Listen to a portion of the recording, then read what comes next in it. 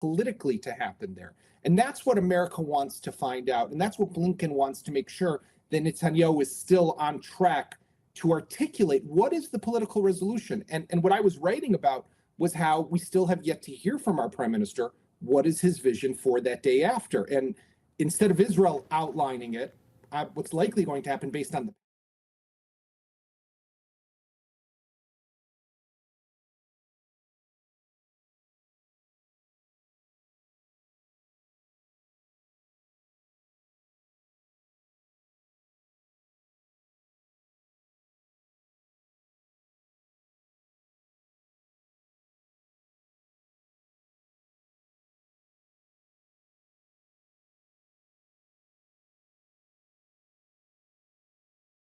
Thank you.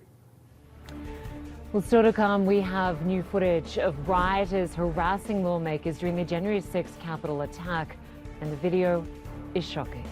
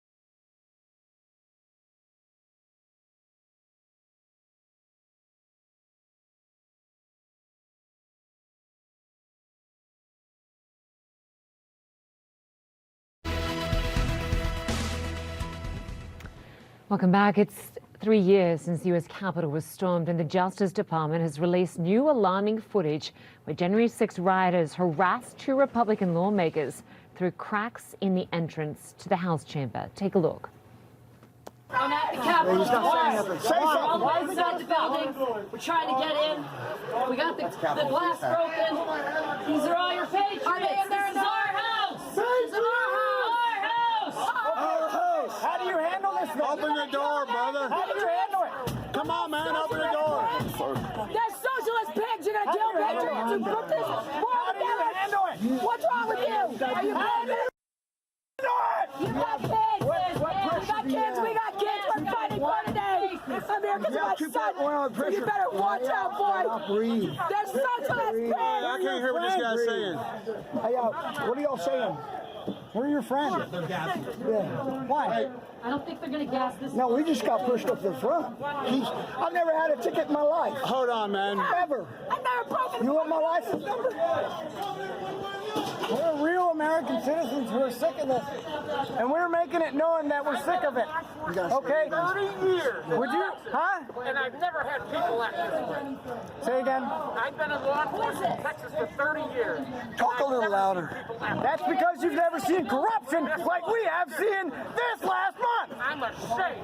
And I'm ashamed of my Congress people. They don't even stand up for it. They're giving away You're giving away my grandchildren and your grandchildren's freedom. Hey, you need to back up. Freedom is at hand. Go find another door, everybody. Do you understand we're fighting for you? I ought to put the guns down. We're not going to do anything. You know? That's dumb. The Constitution. Breathe. Hey guys, you gotta breathe. And put You the gun guys away. can get the same Listen, paycheck when listen. the government gets replaced with real governors. Yeah. With a good Real government. people, This is not real gonna be senators, good for your real future, senators, man. Real Congress people. They are fake. It's all fake. Wow. Well, former President Donald Trump continues to repeat lies and disinformation about the events of the insurrection. On the campaign trail this week, he once again referred to the rioters in the mob as hostages. You have the hostages, the J6 hostages, I call them. Nobody's been treated ever in history so badly as those people. But those J6 hostages going to jail for 20 years and 18 years, and it'll go down as one of the saddest things in the history of our country. By the way, there was Antifa, and there was FBI. There were a lot of other people there, too, leading the charge. Of course, those claims have been debunked time and time again. The White House says U.S. President Joe Biden and the Defense Secretary Lloyd Austin shared a conversation Saturday after Mr. Biden was caught unaware that Austin had spent days in hospital. Arlette Saenz has more. President Joe Biden was unaware for days that Defense Secretary Lloyd Austin was hospitalized since New Year's Day. A source familiar with the matter tells CNN the National Security Advisor Jake Sullivan briefed President Biden on the issue after he himself had learned about the hospitalization on Thursday afternoon. The Pentagon did not publicly disclose Austin's hospitalization until Friday. They then revealed that he had entered Walter Reed Medical Center after an elective medical procedure, and he had experienced some complications. He has stayed there throughout the week and remains there at this time. Now, the Pentagon has not provided much information about how serious this matter was, but they did say that Deputy Defense Secretary Kathleen Hicks did assume some of the duties and responsibilities of the Defense Secretary while he was there. The Defense Secretary Lloyd Austin did assume full duties over the weekend, and he released a statement saying that he is on the mend and is looking forward to returning to the Pentagon. But he did address some of these transparency issues with not disclosing the fact that he was in the hospital much sooner. He wrote in this statement, quote, "I also understand the media concerns about transparency, and I recognize I could have done a better job ensuring the public was appropriately informed.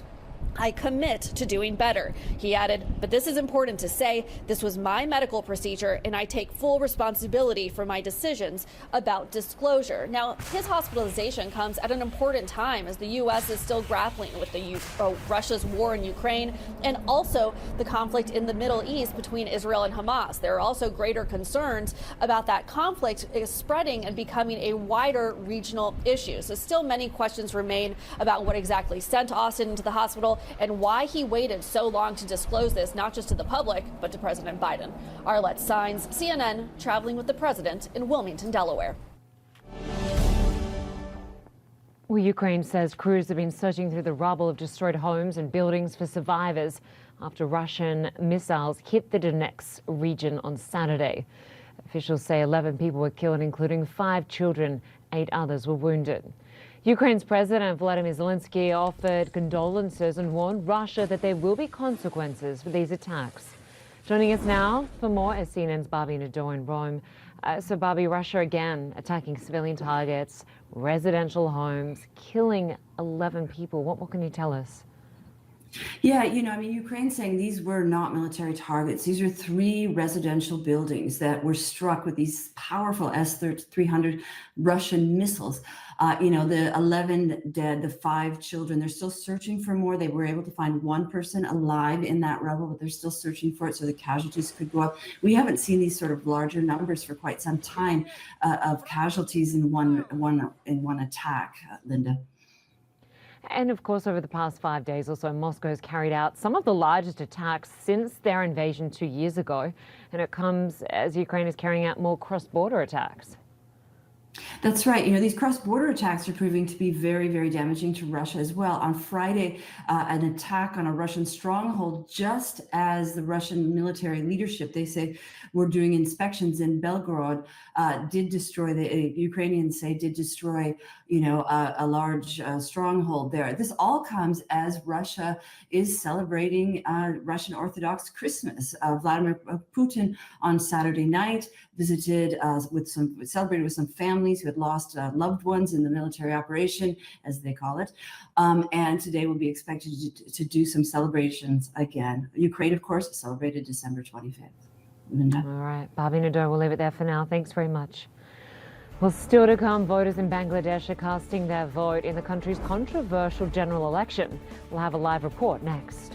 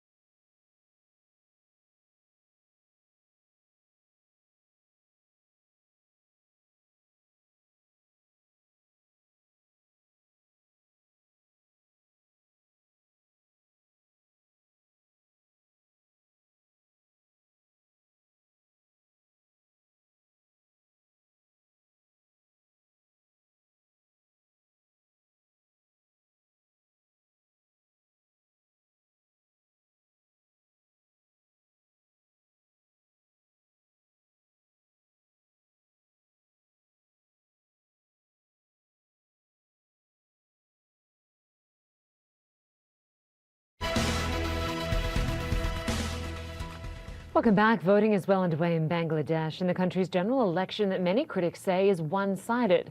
Prime Minister Sheikh Hasina's ruling party is expected to win a fourth straight term, largely because the main opposition Bangladesh Nationalist Party is boycotting the polls. CNN's Badik Asud joins us from New Delhi with the latest. Good to see you. So this is a highly controversial election, largely because the main opposition party is boycotting it. Explain why. Absolutely. Even the last election, the general election in Bangladesh, was equally controversial for the very same reason, because back then the main opposition party had said, Linda, that there was rigging of polls that had taken place. That was the main allegation. This time again, that is a concern, not only by the main opposition party, but by critics as well, both inside Bangladesh and outside. Now, we've seen a lot of violence in the lead up to this general election. We've seen protests on the roads by the main opposition party, followed by a massive crackdown on supporters of the main opposition party. We've seen arrests take place. The main opposition party has over and over again claimed that thousands of their supporters have been arrested. Some of them have even left the country. Now, at a time like this, when Sheikh Hasina calls her country a democracy, one would expect free and fair elections. One would expect some opposition from the main opposition party. But in this case, like you pointed out, the main opposition party has boycotted the election. They had given the option to Sheikh Hasina. In fact, it was a demand from the main opposition party some months back that she steps aside as the prime minister of the country and lets a caretaker government supervise this election. And that was a demand she rejected, after which we've seen a lot of violence on the streets of Bangladesh. Now, this morning, Sheikh Hasina did cast her vote. There are just a couple of hours left before voting closes, in fact, and then the counting will begin.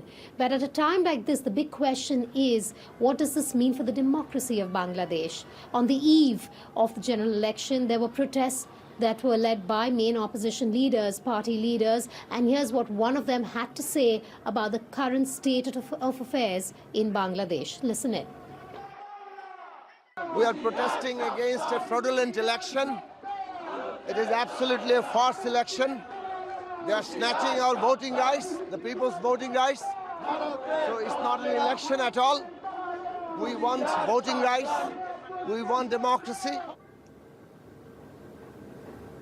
It's a sham, it's a farce. That's what the main opposition party is saying in Bangladesh, along with critics of the Sheikh Hasina government. Now, she has been credited with turning around the economy in the 15 years that she's been in power, as well as making their garment industry the second largest in the world. But along with that, she's also criticized for a lot of reasons, including authoritarianism, along with muzzling free speech. And at a time like this, also the economy is now backsliding, because you've had the IMF also bail them out last year. So the big question remains, where really does the democracy of Bangladesh stand as of now? Back to you. Badik Asud, good to have you reporting for us today. We will check in with you again later. Thanks so much. More than 50 years after Apollo, NASA set its sights back on the moon, coming up the boundary-pushing technology it's using to get there.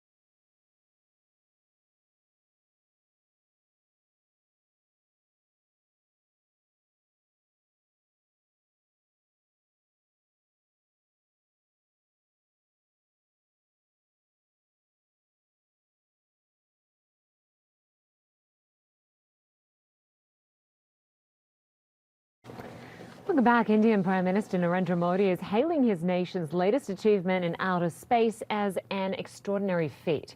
India's Solar Observatory has just reached its intended position, an orbit with an uninterrupted view of the sun. The probe launched in early September on a 5-year mission. It's packed with instruments to study the sun, including how solar winds and flares affect the Earth. The mission follows India's landmark mission to the moon last year, becoming the 4th country to make a soft landing of a probe on the lunar surface, and the first to land closer to the lunar south pole than any other craft. Well, Monday could be a landmark day in NASA's long-term mission to return to the lunar surface. The Vulcan rocket is set to take off loaded with equipment that will gather data for future moon missions. But as CNN's Kristen Fisher reports, not all payloads are scientific. No, dadgummit. Apollo 17, 1972, the last time the U.S. made a soft lunar landing. Now, 50 years later, NASA technology is returning to the surface of the moon. The Peregrine Mission 1 is a NASA collaboration with private space companies.